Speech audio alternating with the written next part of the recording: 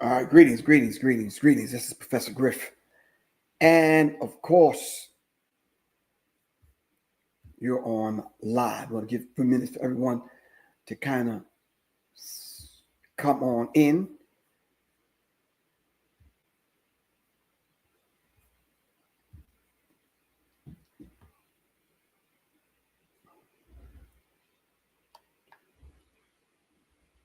All right, greetings. Hopefully it's alerting everybody to come on in that we are actually on. So we're going to wait for a few minutes for everyone to come on in.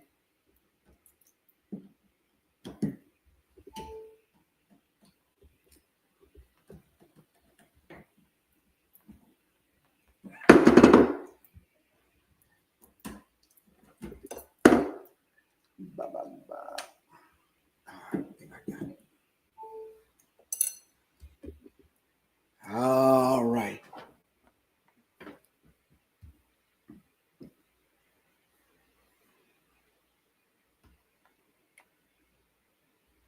All right, peace. I was waiting for some people to come on in, and then we're going to get this thing started. All right. Let me check my microphone, camera straight. All right. In the meantime, between time, we could pull up.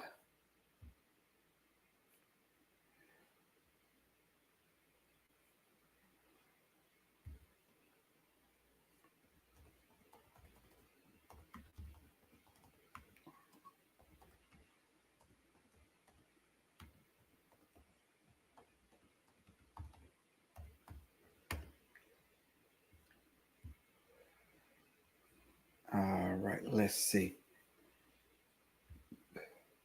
As we wait for people to come on in, all right.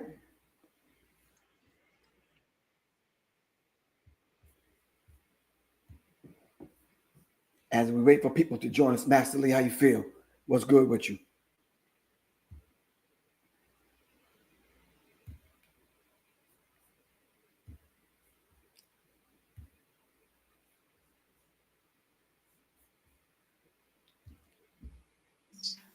Conscious mind.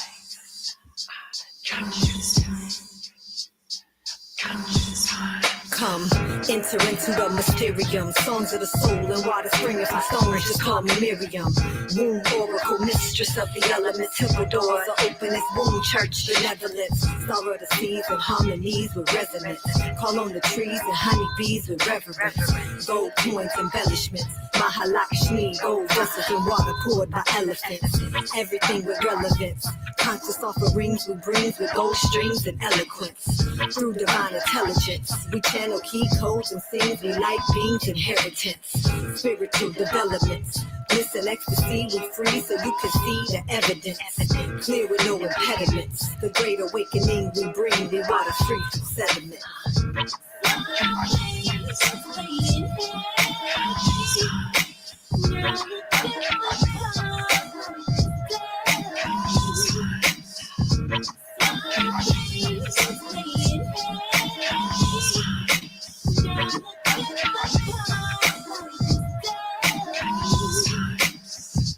They make everything smell like sugar. They got you talking with the term, right? Isn't that how people talk about how you doing, sugar? How you doing, honey? Where you been at, sweetie? Isn't that what we say?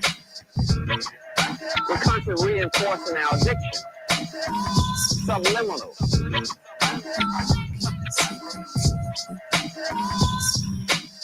We in the presence of the priesthood of presence. Lower self ascending, heaven, hell, or seven. The auric field is alive and on fire. God tribes your brass played jazz on the Nile. Divine chakras cleansed from the pen. From the first 6 orders to the souls of men. Binaural fabrics, tablets, lift the gifts. Paradigm merge, the surge, cause the shifts. This age's energy, black god synergy. Diets of deities, filled cosmic memories. Scribes of native tongues, spoke the unsung. Usual manual, deviate, and life's done. Torn from the papyrus, high forms of calculus, tapestries, and amulets. Alchemical testament, rock cars and rituals. Prayer rock and rituals. Unlock these godless hostage, bondage spirituals.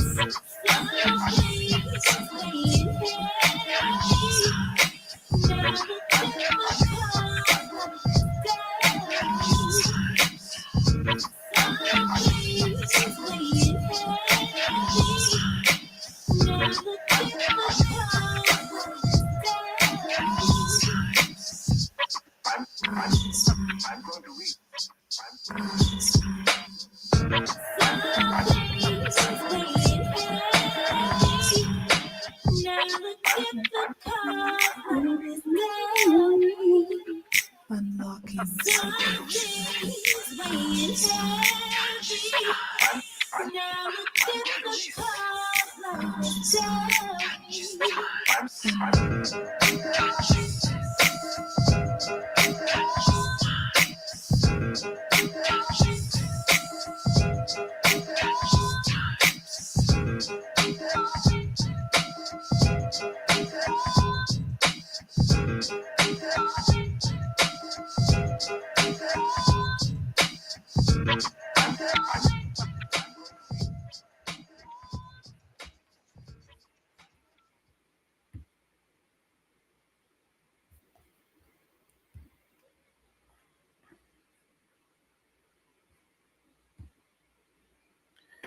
All right, we are black. We're black.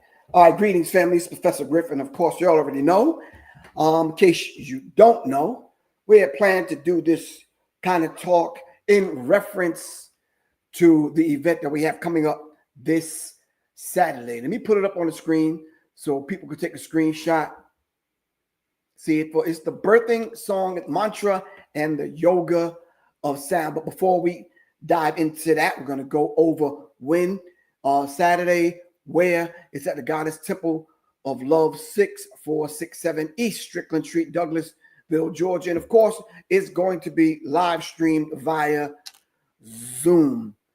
All right, live stream via Zoom. All right. So if you're in the surrounding area, if you're in Atlanta, I believe it's a 20-minute drive from downtown. If you are in Austell, I don't know if you're in the deck, yeah, pack a lunch. But if you're in College Park, East Point, Marietta, definitely come on through. You are invited. Scan the QR code on the screen and or go to www.devitrotwellness.com to register. Let me put that on the screen. All right, it's scrolling across the bottom of the screen, www.devitrotwellness.com. I have a special guest. I don't want to say partner in crime because we don't commit that kind of crime. I guess Sade kind of spelled that out. But anyway, let me bring to the microphone Miss Solé. Greetings. How are you? greetings, peace. Peace. Hold on. Let me move my speaker away and down. Hold on. Let me get a better look on the screen for us. How about? Nope, not that. Is it? Hold on. Will that do it? Nope, that won't do it. I'm trying to bring us closer together. All right. Hold on. I think that might have been it. Is that it? I think that's it. All right. All right. That's it. So introduce yourself. Okay, reintroduce yourself. Give me a slight introduction while I keep adjusting things over here to make sure it's right. All right. Now you know me. You know me. You know I don't like that question. All right. But anyway, ladies and gentlemen, this is Solé. Maybe I could do a quick bio. It'll be very. No, I think you better do the bio. You want me to introduce myself? Okay. You know, I think we're having a little bit of a delay, but I'm not sure. It feels like it's a delay of what I'm hearing, but maybe I can't see any comments are there, but if they can give a thumbs up if there's a lag or delay in our communication, it kind of feels. Hold on. Let me put up the comments and the chat. It might be a slight delay. Can you see them now? Well, one, I don't have my glasses on, but two, let me try to see. Go, I think it's down on the bottom somewhere to the right. No, it's okay. I was just wondering if you could see them and see if you. Yeah, I got it. Yeah, give you a thumbs up. Okay. All right, so I'll introduce myself briefly. I am Solé. I am Professor Griff's divine consort, and I am also the temple guide here at Goddess Temple of Love, where I am now, where we are broadcasting from. And I am a hip hop artist who left the mainstream music industry in the early 2000s to embark upon an intentional spiritual journey. And so that took me on a lot of different paths and down a lot of different teachings at the feet of different teachers and gurus and elders. And so I am, my work now is really dedicated to Dharma Rakshana, or the protection of Dharma, or cosmic law, and also to raising the vibration of love on the planet through the offerings that we offer here at Goddess Temple of Love. So I could go on and on about all of the things that I do, but I'll save that. They can read that on my bio if they go to goddesstempleoflove.com and read the bio there. So if there's anything you want to expound upon from that, or that you would like me to share more of, I can. Okay, well, we'll dive into those particular things as we move forward. Okay. So this Saturday, we have came together as we did with the EP, as we do with a lot of things, giving back to the community, doing what we seem to know as our purpose as we move forward. So we do things on purpose, in divine alignment with our purpose. This is what I said earlier in my show as the balance. All right. This is calmer. This is a lot more intentional. This is a lot more. Let's give the people what we know the people need to put in their spiritual toolbox so they could grow. A lot of times early on, when I do my show early on in the towards the early afternoon, it's what's going on, what's the topic of the day, what's happening, how can we navigate these things in reference to racism, white supremacy.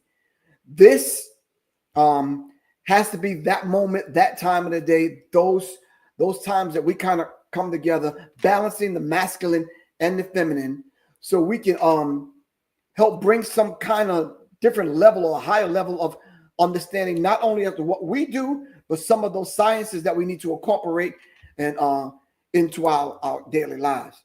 Understanding mantra, understanding sound vibration, understanding frequency, understanding just those basic things that we don't readily have a conversation about every single day. We want to be able to create this kind of environment to have those particular discussions. The last tea and talk we did a couple of weeks ago, I believe. Mm-hmm. It was beautiful. What did you think about that, and how that moved along?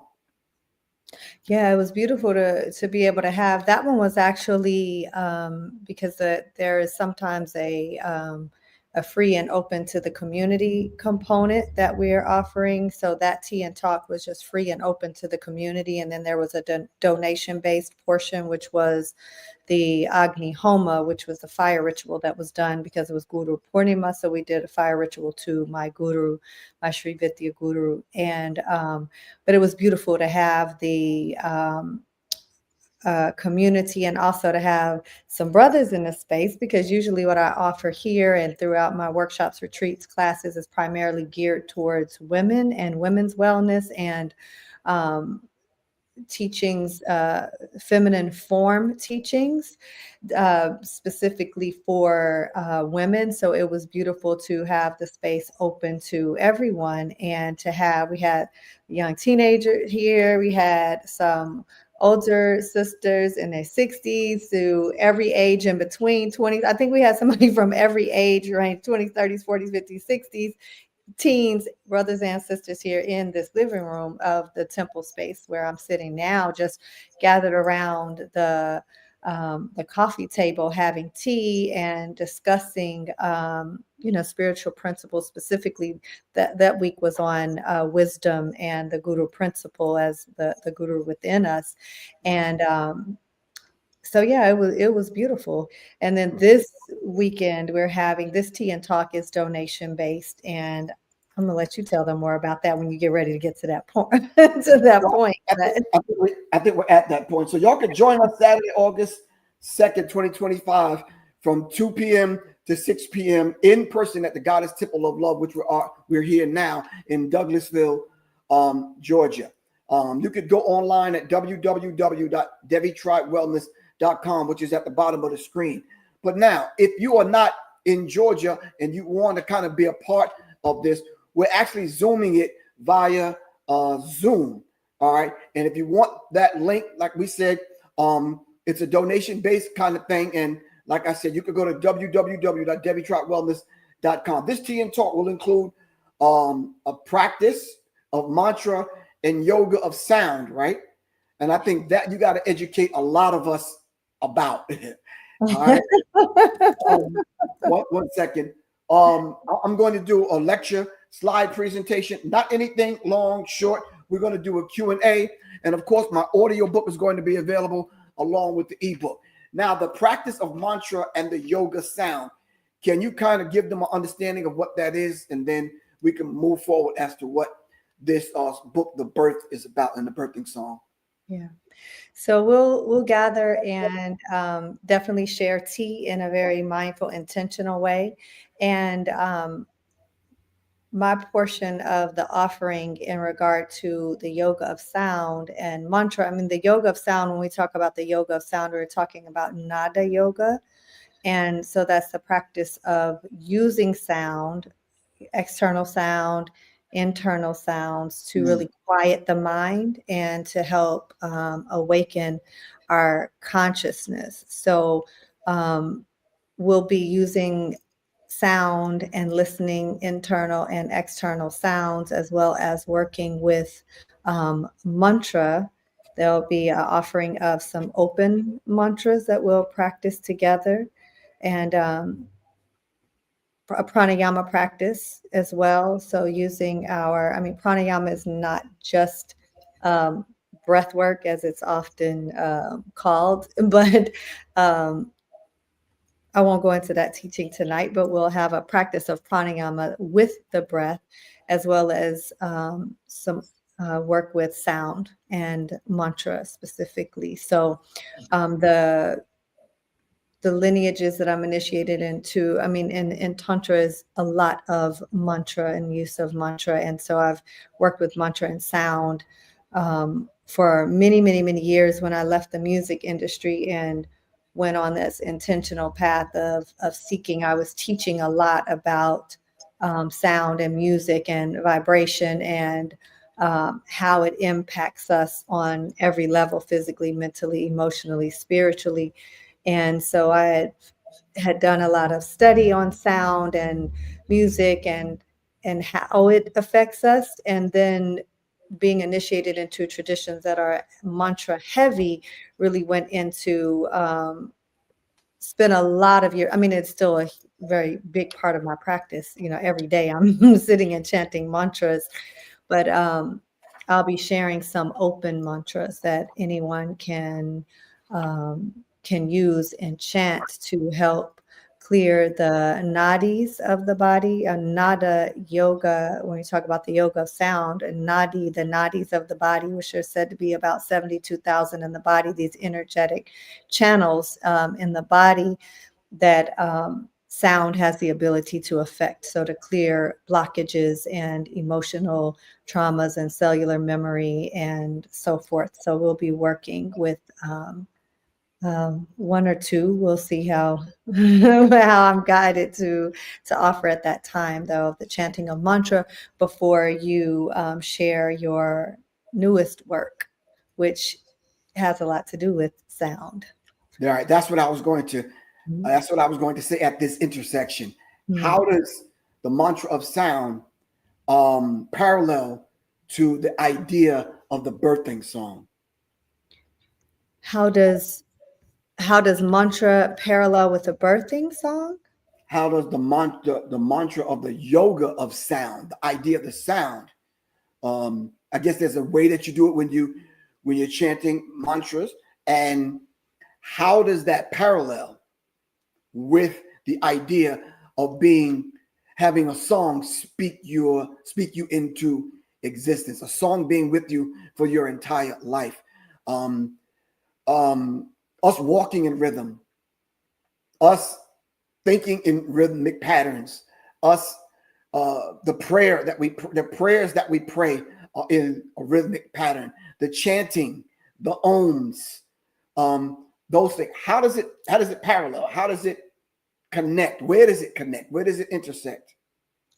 Well, I mean, when you think about sound from whether from a theoretical perspective or the practice of using sound, it's based on the idea that um, the entire cosmos and everything in it, everything that exists within this realm consists of sound vibration. So came into existence via sound. All the traditions talk about sound giving birth to creation. I mean, even down to the atheist Big Bang theory, which is still sound giving birth to creation and explosion, explosive sound. But all of the traditions talk of the word giving birth to all of creation. So everything is made up of at the most quantum or essential level of vibration, this pulsing energy. And so all of creation comes into being through sound. Specifically in the traditions that I practice within, and we use the Sanskrit alphabet, but we refer to it as the language of the gods. But all of the great mystical spiritual traditions throughout time, recognize the role of the divine word as being the origin of the universe. So in our tradition, like, the word is not God, it is also the power of the goddess, because the feminine is the Shakti, the power, and the masculine, the quiescence, holding all of the space. So it is the instrument of the Divine Mother as well as the power. So the speech, the word, actually is the original form of the goddess, who is the creative power of that silent, absolute masculine Shiva that is infinite space. So the power of speech, we call it Vak, and or Saraswati. And so that's the force of nature that really the force behind nature that holds all of the powers of cosmic evolution. So when we talk about the goddess, we talk like the very body of the goddess is made up of all of the bijas, or the seed or the root sounds of the Sanskrit alphabet.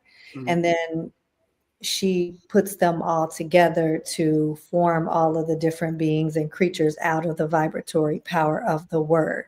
So she is said to rule over the universe through the power of speech, which dictates the cosmic order, or Ma'at, and sets all of that, sets in motion all the laws of existence. But she herself is also the word, and through it, she is also all beings in the universe, because there are aspects of her expressing through individual beings. So all that to say, there's a direct correlation then, we could say, with the word being the goddess herself, with speech being the original form of the goddess, it being the creative power, and everything being made up of sound vibration and brought into creation via vibration. That then, because I don't want to say too much about what you wrote about, because I want you to share that, but then that speaks directly to, though, first hearing that sound vibration, that song, because all of the arguably 70 trillion, to say anywhere between 50 and 100 trillion cells in our bodies, they all sing, they all vibrate, they're all creating this harmonic resonance within our bodies and the bodies of everything in existence.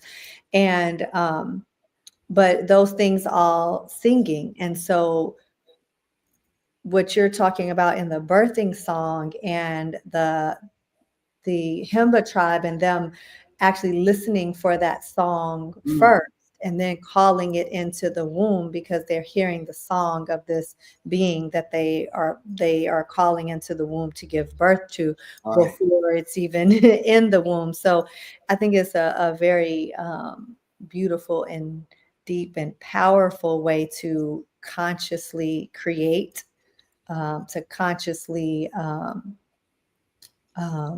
call in, as opposed to, you know, what we often see, which is oh, oops, we just got pregnant and or oops, this happened, but really a true return to conscious conception, and then going back to the actual core of existence and our very bodies being made up of the root sounds in creation is powerful. And I'm trying not to say too much because I want you to, in regard to that specific, Good. because I want you to share what your book is about and what you wrote about and that parallel. But also before you do, it's you know, in mantra specifically, my first guru, who is a Shakta tantric, and he initiated me into that tradition. And he would always say we would chant mantras like for hours and hours at a time. And he would say we chant mantra to become mantra, like the power, the power or the goddess is the mantra, and they reside within it. And when we chant the mantras, we're activating specific nadis within the body. So specific channels within the body lighting up, and but back to the piece of it having a direct relation to the birthing song is so deep. I mean, it's so deep because, again, the very body, our body's made up of a song. 7 trillion cells singing in harmonic resonance together. And to hear that before it's called in is an extremely powerful and subtle practice that requires a refinement, because if we are at such a gross level of being where we cannot even access those realms to be able to hear, it takes a real subtlety and a quieting of the mind in order to be able to hear such a divine sound to call it in. So where the power of sound equally as important as the power of silence, and being able to create space between the thoughts Right. we Right. have. So yeah, I'm gonna pause right there. I'll let you. I think a lot of times when people hear us, when we come together and people hear us speak together like this, I think they think that this kind of conversation happens all the time in our house. They do. Right. So In addition to a lot of foolishness too. no, I wouldn't call it foolishness. I mean, foolishness in a sense, because I like to joke. You like to joke. So we got jokes all day long, but there's a lot of Right.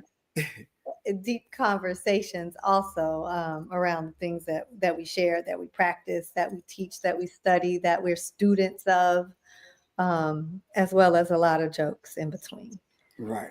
And I think people need to understand, as a married couple, we have to be able to accept the totality of this thing that we created, this space that created, this union that we created. You understand what I'm saying? It's a growing process. And of course, I think when you look at the average married couple, there's things that you have in common, and then there's just things that you have to grow to understand, that's way out of your control. And you said it. Someone put it in the chat. I think it's an old proverb or something that says, when a tree falls in the forest and there's no one around, does anyone really hear it? Mm-hmm. Way beyond hearing it, I think we feel it. Mm-hmm. And that right there is one of the things I study in order to understand the deeper essence of this body of work I put together called The Birth. It's the birthing song. I could have called the book a whole bunch of things, but we're not only talking about giving birth to a physical child. Mm-hmm. We're talking about just the idea of giving birth to ideas, giving birth to spirit, giving birth to vibration, giving birth, period. So I wrote the birth is a metaphysical exploration of sound, spirit, identity, rooted in the symbolic power of the Himba tribe's birthing song. In this powerful kind of overview, I blend their culture, which we're on the outside looking in, and they're sharing that with us. So we have to do a cultural analysis. Ancestral wisdom we have to dive into. Aspects of this are not even truly understood using the English language. Mm-hmm. And you said it a few minutes ago. Sometimes the breath between the silence is the thing that we need to understand. Bringing that up to a modern day context, when the DJ is DJing and he takes the music out and we're still doing this. You understand what I'm saying? Where does that lie? Where does that frequency and that vibration, where is that at? It's in your auric field. It's in your spirit. And we don't even know what's coming next. We don't know if he's going to put on another song. He's trying to mix something. You understand what I'm saying? But we know when the DJ drop it out, we still there with him. And in most cases, he watching us. And we listening for him. You understand what I'm saying? So this whole idea of this esoteric philosophy to examine how life begins, not just in the womb, but in the whole idea of the spirit of the vibration. So when you start talking about calling something into the womb, that thing comes through the child. The child decides when to come to birth. And a lot of this, I have to pause so people can think and feel right now. So just everyone just take a deep breath. And I'm not saying this is that deep where you have to do that. But I'm saying when a child knows when it wants to be born and already understands this assignment, and before the child is born and comes onto a physical planet, the child is sung into existence. So the child teaches that particular spirit, that vibration, that song to the mom, even way beyond before the mom is pregnant. That song is in her spirit. So guess what she does? She has to go find a tree, not just any old tree. We're going to talk about what that tree is in a deeper conversation when your guys get here on Saturday. But she finds a tree and she sits down in a meditative state. And then she has to kind of listen to the netters, to the nature. And she has to find those notes that's being communicated to her spirit, that's being called to her womb. So now the child is communicating, and the child is not even here yet, but the child is here. You follow what I'm saying? Okay, so now, mom having to lay down and speak to the husband and talk to the husband, and they come together, have to teach that song to the husband. Now, with that union, all right, the child is being shaped and formed in song. All right, all three of them now know the song. So now the child is coming to birth in the womb, going through those stages. And all throughout those 9 months, those stages, that song is being hummed. That song is being sung. That song is being thought of. The musical vibration, the keys, the notes, the chorus is being put together, because now the ancestral realm has hold of the song. And it's rotating. It's on. That's why the records spin at 33 1/3, sometimes 78. Sometimes we speed it up to 45. Sometimes we stop it and rewind it. Select the rewind. We bring it back. You understand what I'm saying? All these things have significance in the astral realm, because this is what the electromagnetic field is doing, because all these things are there. This is why we use the terminology. We're calling it down. We're calling it in to the womb. So let's just take a deep breath so we can kind of grasp that. Now listen, mind you, this is not Solé's. This is not Professor Griff's. This information is coming through us. We have to be and keep the vessels as pure as we can so the information can come through. I was just thinking that. I was just literally, that was what just popped in my head. Was that teaching on the processes of purification and why it's so important to, and not from a sanitized idea of the body or it is inherently dirty or anything like that. That was taught in a lot of Abrahamic, in the Abrahamic Right. tradition of being impure and sinful. So not the sanitized idea of the body being inherently impure or dirty or demonized, but in terms of clearing blockages, of clearing our perception filters, so that that we can be in divine service, so that we can be clear enough to hear and receive messages. Right? Like this is the importance, because if not, they'll be really, really clouded with our own stuff. Everything that we share will be clouded with our own stuff, as opposed to being a clear channel for divine messages to flow through. And that's what I was saying when you were when you talk about birth and calling in a creation, whether it's a child or whether it's a project or whether, whatever it is, that if we want that thing to be divine in the sense of being divinely inspired and not something that is inspired by our own flawed perception filters, not that that can't be beautiful as well, just limited. But when we talk about really divinely inspired things, then we have to become clear channels, and that requires an extremely high level of integrity. So it's not our own distorted will, but that is the will of the divine. So when you're talking about calling in a being and actually hearing that song, like being able to quiet the limitedness of your own mind, of your own limitedness in general, of who you think you are, to transcend our own identification with our body, our bodily consciousness, and who we think we are, so that we can really truly hear clear, hear very clearly messages that are coming through.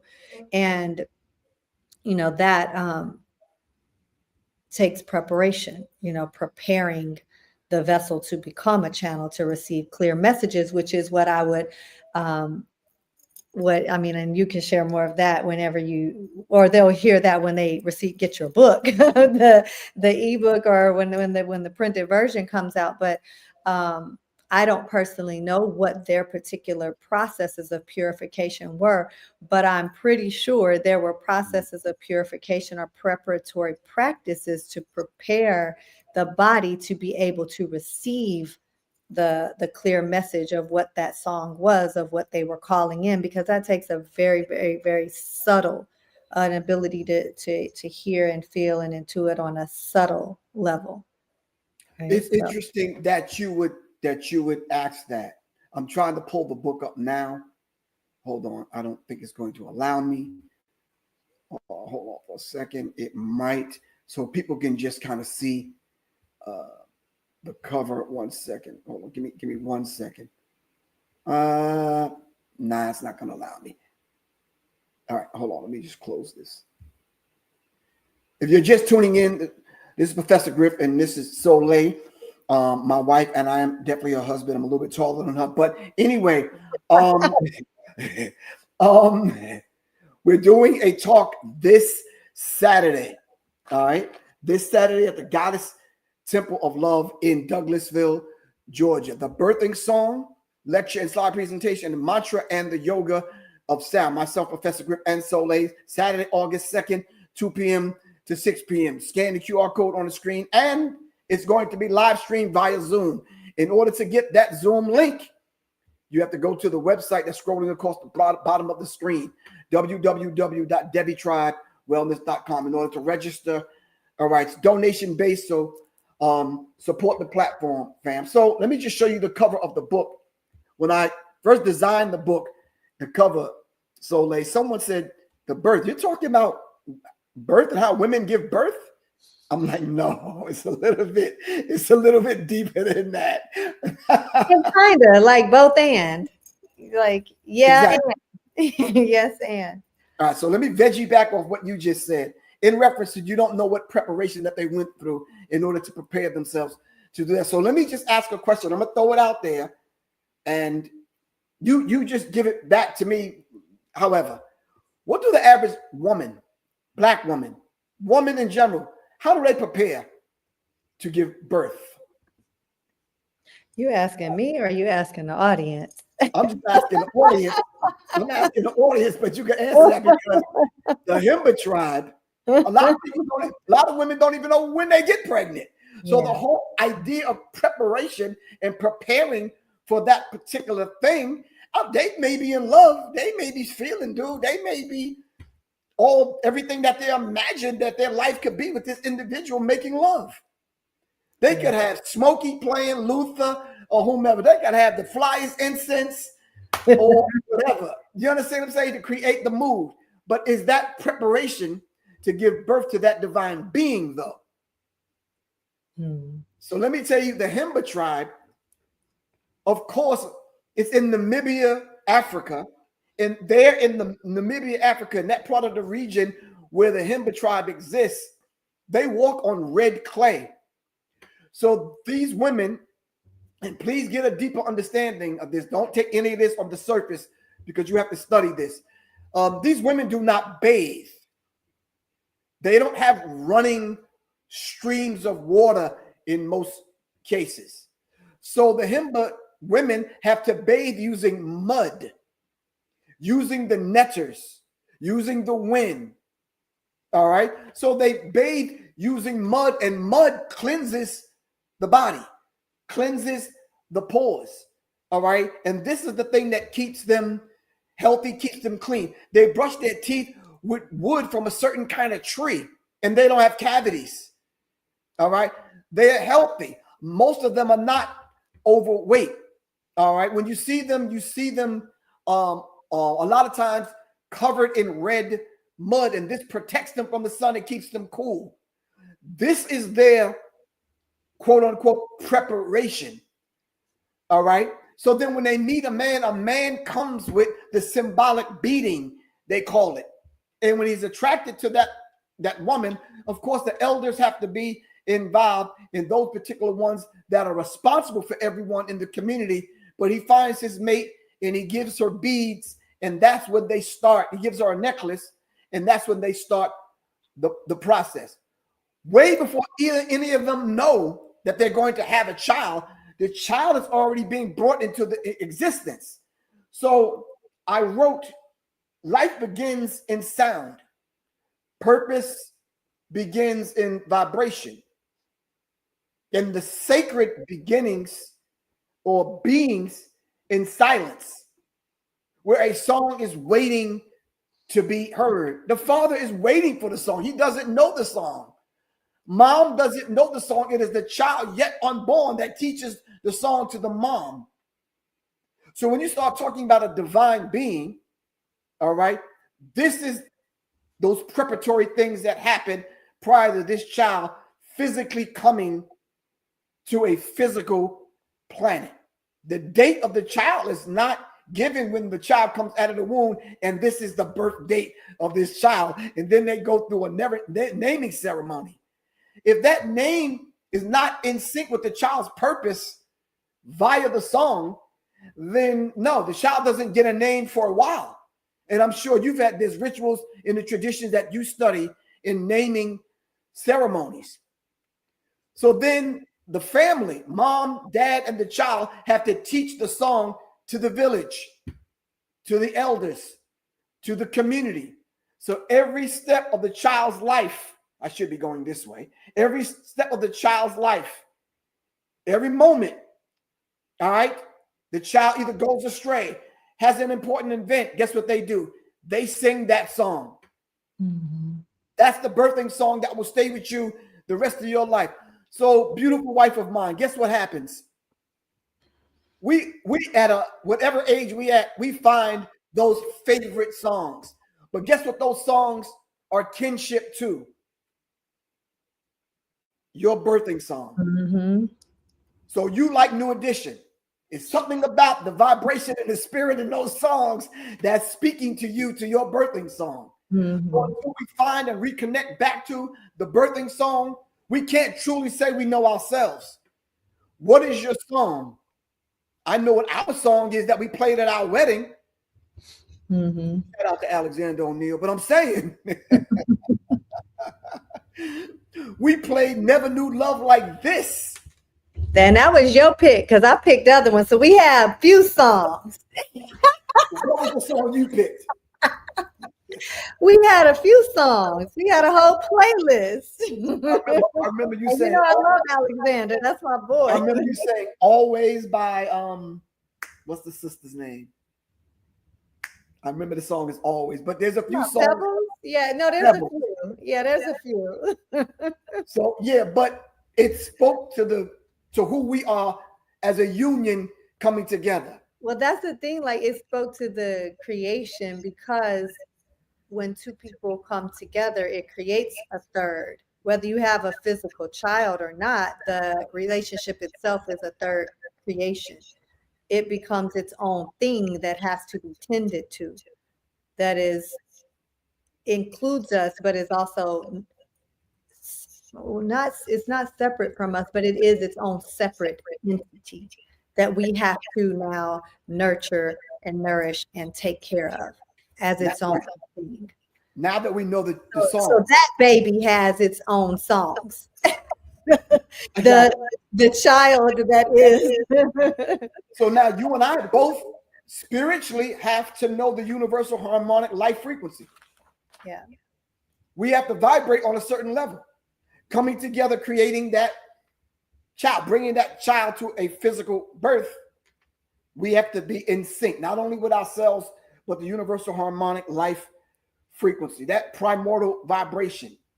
Some people say that thing is called, in the tradition that you study, it may be called something else. When we study martial arts, they call it your chi, that life force.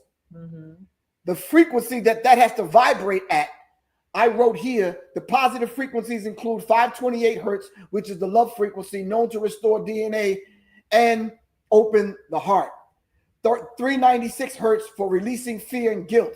639 hertz for fostering connection and relationships. 741 hertz for awakening intuition and clearing toxins.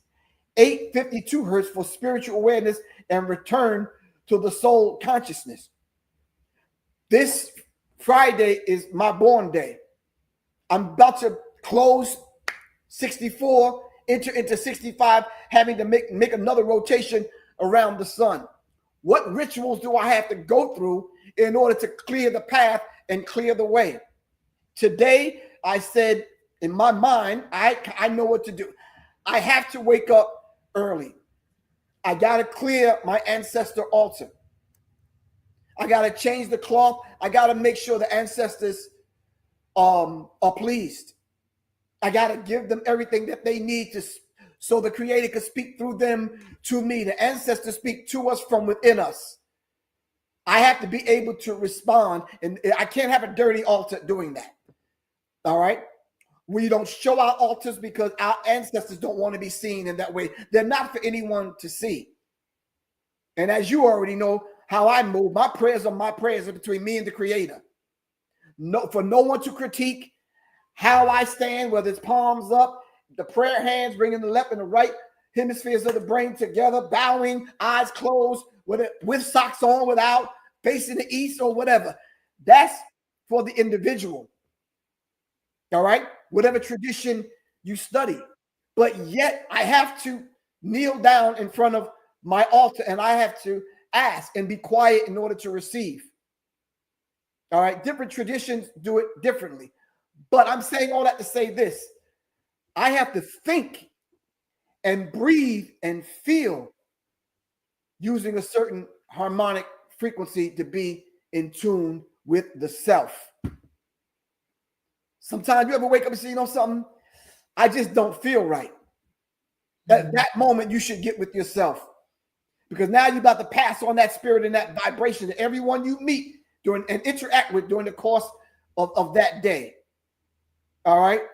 So then now the body is being prepared unbeknownst to the woman, because now she's about to receive not only a physical child growing in the womb, but she's about to receive a song, a whole damn album.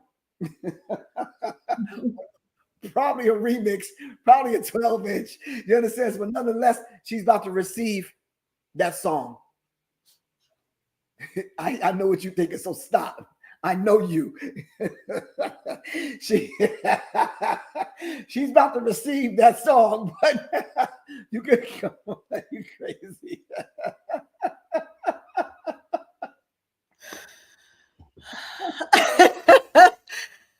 Bruh.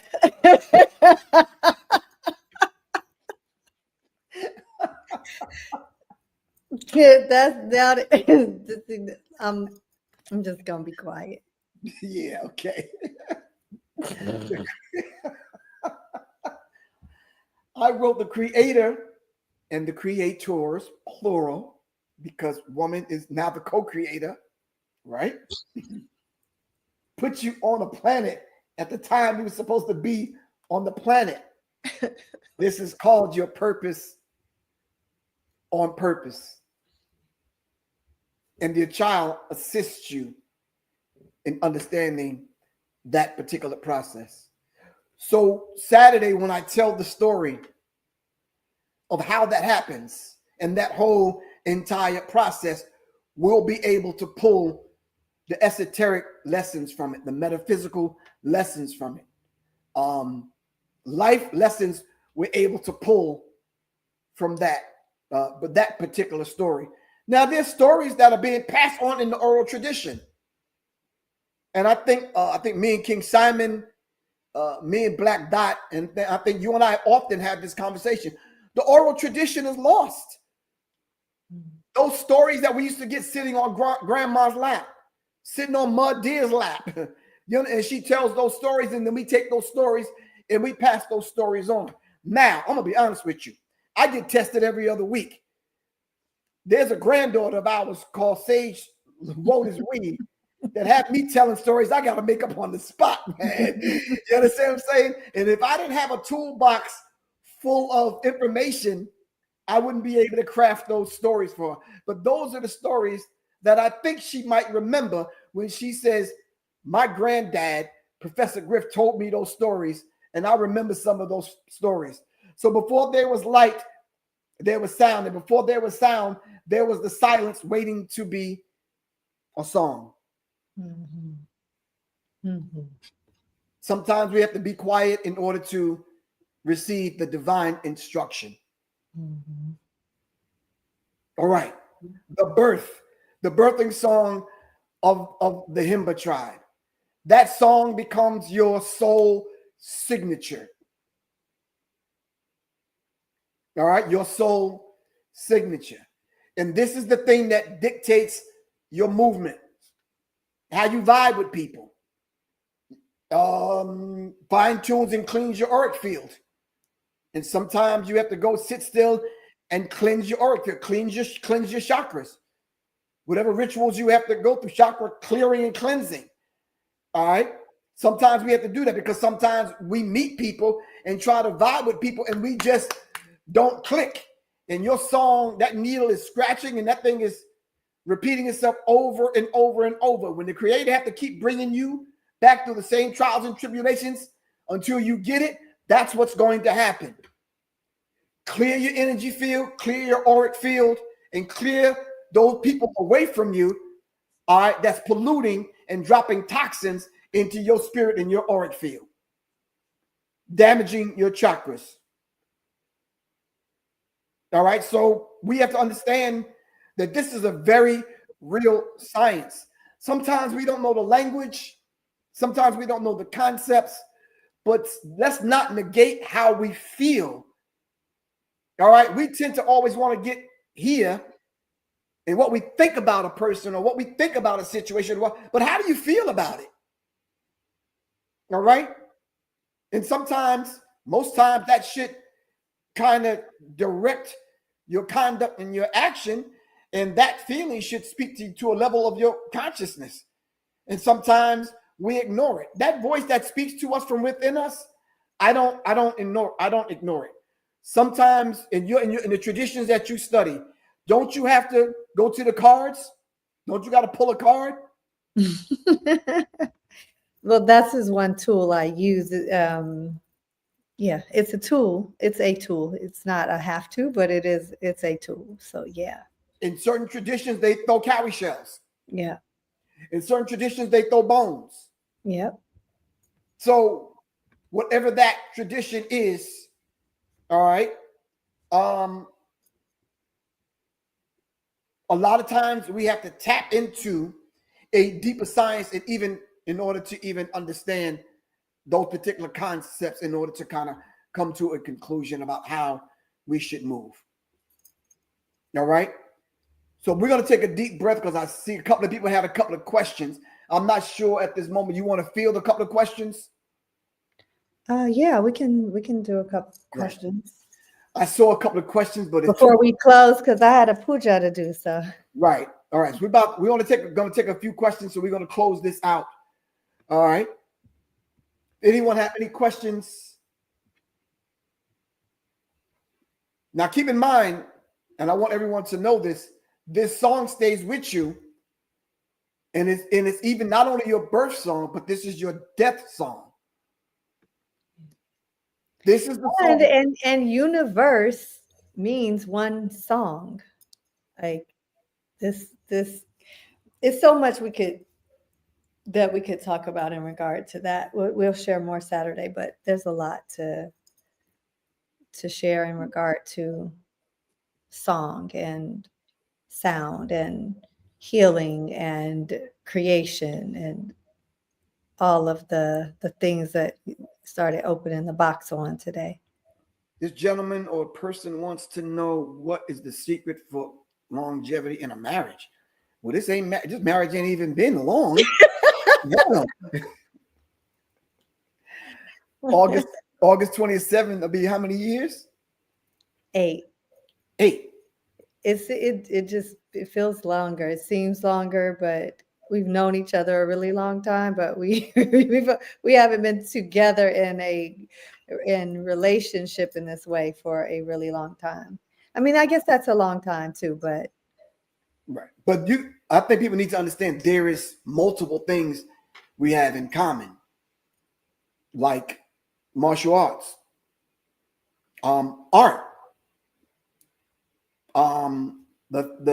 this thirst that we have for knowledge, reading, discussing, that kind of, those things we kind of have. Jokes. Excuse me? Jokes. Snacks. Snacks. She really likes animals. I really kind of like tolerate animals now. Excuse me? You like animals now because of this union. I've grown. You're a cat dad now. Like, how do you? Damn, I gotta be a cat daddy? What the hell? Like, you literally are a real live cat daddy now. Like, you love the cat. So I think the cat loves me more than I love the cat. No, you love him. you love him equally. I will post a picture of your love for the cat. Now, why you gonna do that? I will share with the world your love for Shashi. That's your boy. So the cat comes looking for me. They say with these kind of individuals that are born onto the earth, yeah, we walk in the room and disrupt some shit. That's my spirit and my energy and my vibration. You understand what I'm saying? Cats are drawn to us. Our enemies kind of like back away from us. You understand what I'm saying? So yeah, I'm a Leo, born on August 1st. Dead summer. It was hot as hell when my mom was pregnant with me. She was hotter than it is outside right now. You understand what I'm saying? You know what song she was singing. Well, we born 2 weeks apart, so yeah, same. Exactly. So yeah, so that's to answer your question, DJ Cashville. Just to let everybody know this. Can I share a little tiny piece on that? I think it's like that he may have asked that afterwards, but I think that when we talked about like when I was sharing how when two people come together, it creates a third. That third thing is the relationship. So instead of, I think for longevity's sake, that it is the tending to that relationship as its own entity, as opposed to solely thinking about what do I need and desire, what does he need and desire. Not that those things aren't tended to and taken into consideration, but it is, we're both tending to the third, which is the relationship, which sometimes may need a little bit more of what one needs at a time, or what one desires at a time, and more of another at a time. But it's the tending and feeding that third thing that is the relationship, as opposed to just considering ourselves, what he wants or need, what I want or need, but what does this thing that we came together and created, which we call this marriage, what does it need? Right. Because I think a lot of times couples start the blame game. If something happens in the relationship, which one of us knows and can give some advice and work on repairing in that particular thing? I might say, no, I got you. No, I already know. I got you. Let me correct that. Or you might say, here's some advice. Or I might say, yeah, that situation, yeah, you might, yop, bait, bop, bop. We good. And then you don't pressure the person. Did you take care of that? Did you do that? Bah, bah, bah, bah, bah. You got to back away and say, they said they got it. Let them handle it and let them take care of that. I'm not trying to be overly feminine in the relationship. She's definitely not trying to be over masculine, because I had to tell a few people that I was in relationships with, your joint, your Johnson ain't bigger than mine, so chill. We don't need you up in here trying to be masculine. You understand? I got that covered. Balance this thing out with the feminine, the divine feminine, and this will work. All right? No one's saying there's not going to be bumps in the road. We can work that out. You understand what I'm saying? That can be worked out. We don't want to go on tour with how to make a successful marriage work and all that corny stuff. But when we first got together, we did a beautiful thing called the morning dance. Look at her, watch she smiling in about 10, 9, 8. It was a beautiful dance, in sync and in harmony with how we were feeling, that spirit in that vibration. So that same person asked, if you two were on stage, who would tell the best jokes? Me. Bruh. Bro, my jokes be way funnier. According My to who? jokes be way funnier than yours. No, seriously, this week you've been really funny. I've been laughing like, yo. I think I have my and daddy was jokesters, so like I got it on both ends. I just keep myself contained and poised when I'm, in a particular seat of teaching, and then, but the jokes, when it's a whole nother energy, we switch to joke mode, and we can interweave those too. But yeah, I'll be saving my jokes. Okay. And they better than yours. I got you. Anyway, like I was saying, so I think her being a teacher, teaching the way she teaches, is just, it's a beautiful thing to witness. That spirit, it gave me the energy and the spirit to create song. I did a whole album hearing her footsteps in the morning doing dance. What was the dance you were doing? The Odissi? Odissi, yeah. Odissi dance, right. Just hearing those patterns, thinking about tribal spirit vibration. I went and created a whole album. You understand what I'm saying? Which is a whole nother thing in and of itself. Having to borrow from one another. You understand what I'm saying? Knowing what our strengths and weaknesses are. Love seeing healthy marriage from both of you. Give thanks, Charles Wilson. But anyway, we're going to close this out. We're going to take one more question, then she has to go do puja in that beautiful space she's in over there. Got me here with all the products. Yeah. Anyway. Option area. The song, not the song, the book is called The Birth. All right. Hold on, let me get rid of that comment. Hold on, let me see if I can do this. There we go. The book is called The Birthing Song of the Women of the Himba Tribe in Namibia, Africa. You can get it from my website. I'm going to put the website in the chat. www. Let me see. Warriors in the Garden, but nope, you can go to public. The letters NME.me. All right. The book is called The Birth. The ebook you can get now. All right. And the audio book will be prepared and ready this week. All right.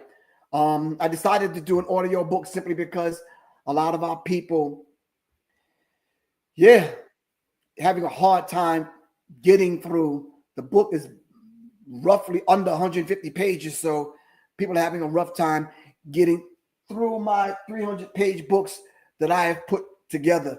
Symbology, the Psychological Covert War, A Warrior's Tapestry, Acapella Revolution, I believe it's one more, Analytics. All right, can you tell them about the book that you the project you're preparing? The beautiful, yeah. Yes. I've been trying to write a book for probably like 15 years now, and I still don't have it. It's being called, I'm listening for the song of the book, but I am working on a manual right now. So the album that I put out in 2019, and I won't go into, we'll do another live, maybe another day this week, to talk about specifically songs and music and all of that and what we're working on. But the long story short, when I didn't think I would ever do music again, and then I put out an indie project in 2019, and then it was COVID, so we didn't do a lot of promoting it, but some of you may have heard some of the songs on the album. But the project's called Encoded, and so many people are organically finding it again right now. And there's so many, gems on the album. The Griff produced probably half of the project. I know you did at least half of the project. But when people are finding the music, people have been sharing so much about how they like some of the concepts on the songs. Like, I don't even know what you was talking about, but I know it made me feel like this, it made me feel like that. And, I get that a lot. And so, we decided that, this project, because we wanted more people to hear it and not just let it, because we didn't promote it like we had planned because COVID. And so we are re-releasing the project in September as a deluxe project with 3 bonus tracks on it. So that will come out September 8th on Oshun's Feast Day. And it's 3 bonus tracks, but I'm releasing it with a manual, and the manual is decoding all of the songs. So it includes original artwork, my decoding of each song, so that everybody that was saying, I don't know what you're talking about, but I was feeling it, now you'll know what I was talking about in addition to feeling it. And the special thing, which I actually brought it because I forgot I have it, and then I didn't remember that we were going to talk about that. But so I'm including some original pages from my rhyme book, like my actual rhyme, because I'm old school, so I still write like in notebooks. So this is the notebook from, y'all see how raggedy this is. This notebook is probably from about maybe 2014, because I actually started writing again around that time. And some of the songs that were on Encoded, I actually started writing those in 2015. But so within the manual, so let me mention this first. The project will be released on vinyl, on CD, and these are collectibles with new artwork and with the decoded manual, which decodes all the lyrics and then has some of the original pages from my rhyme book.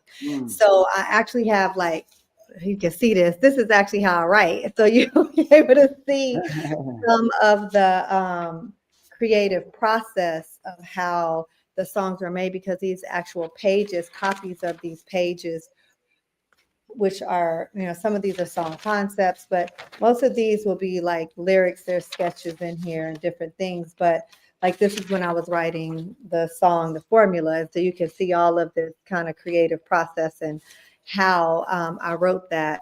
So that'll be in the manual as well. And that's actually available for pre-order already on Davy Tribe Wellness. So people have been buying it. It's a limited edition. You can purchase the project with the full deluxe bundle that comes with a vinyl, CD, and the manual, or you can just do vinyl and a manual, or just the CD and the manual.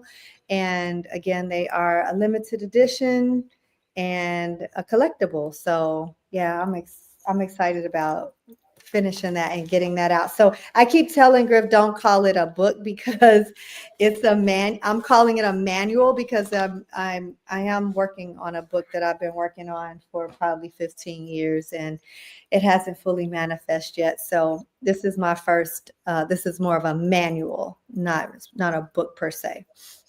Right. So I'm going to give my closing words while you think of yours. And I'm just going to say for the birthing song of the Himba tribe, the song is not learned. It's remembered. That stage of the pregnancy process you go through, that's just the mom gathering the matter in order to secure that particular song. The body is secondary. The spirit is primary. The spirit is primary. That song is important. That song should be protected. Everyone does not know and learn that child's song. Remember, it has to be remembered. So now the question is, what is your birthing song? What is that song? Right? We're on a journey to go back, the journey of the self, through the self, back through to the self to find that particular song. Ashe. Ashe. Ashe. You want some closing words for me? Yeah. Well, why do you think so? Why do you feel sometimes I'll be putting you on the spot? Because you do like to put me on the spot, because I don't like to be put on the spot. So but it's cool. Well, I think because I came up in those situations and circumstances, I'll be speaking off the top of my head, like at any moment. Yeah, you do. I do as well. Because a lot of times I'll be just walking around with shit to say. I just can't wait to say it. I'll be like, look. Yeah, we know. No, I'm just like, Yeah. we know you be walking around with stuff to say. But I think I would leave with just a focus back on the idea, because we talked so much about sound and song and nada, which is sound, and music and creation and all those things. And so I'll loop back around with the idea of silence and the importance, that the equally important aspect of silence to sound, because we are now in a time that is so much noise pollution. So, constantly 24/7, whether it's, on these phones and the noise of constant scrolling, the noisiness of the mind that is jumping from thought to thought to thought to thought to thought, that never has a moment for stillness and rest. And so I just want to emphasize or offer that we really start to look to sound as being a salve and nectar for our souls, and that knowing that all the excess chatter keeps us from the truth. And in the Hatha Yoga Pradipika, they talk about talking too much being an obstacle to yoga being union or yoked with the divine. Mm-hmm. And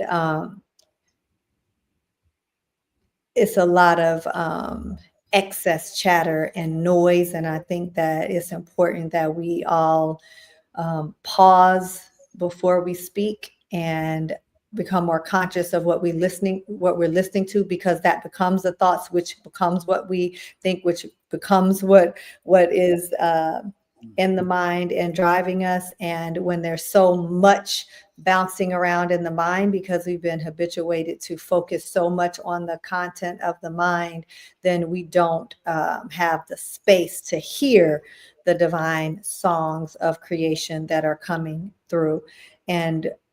And we stay in the mind, which separates things by its nature, which is not a bad thing. It's just a function of the mind. But the truth with the capital T is not to be found there.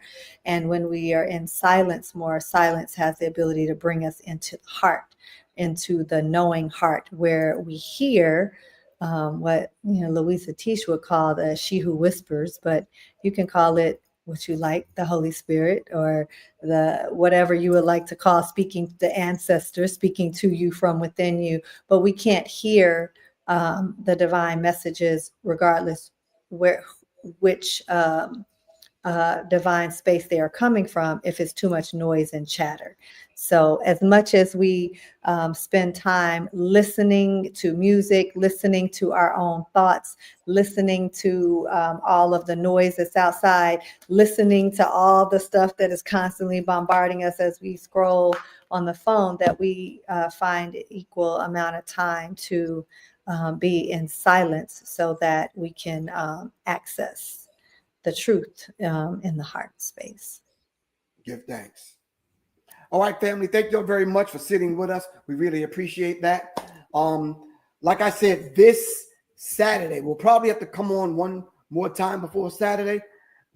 But this Saturday, the birthing song, mantra, and the yoga of sound. Yours truly, Professor Griff and Solé, August 2nd, which is my daughter's born day. Mm-hmm. Shout out to Takia Shah. Key Chain. What'd you say? I said Kiki Chain. That's right, Kiki Chain. Saturday, August 2nd, 2 p.m. to 6 p.m. If you're in the surrounding area in Atlanta, we're right out here in Douglasville, the Goddess Temple of Love, 6467 East Strickland Street. Now listen, family, don't just show your behind up over here. You got to register online. Go to www.debbietribewellness.com. If you cannot make it in person, all right, we're streaming it on Zoom. So go to that same site, www.debbietribewellness.com, register for the event, and let's get deeper into the science of mantra and the yoga of sound and the birthing song. All right. All right, we're about to sign out. We love y'all to life. Everyone take care of one another. Be well and be safe. Peace, love, and light. Peace.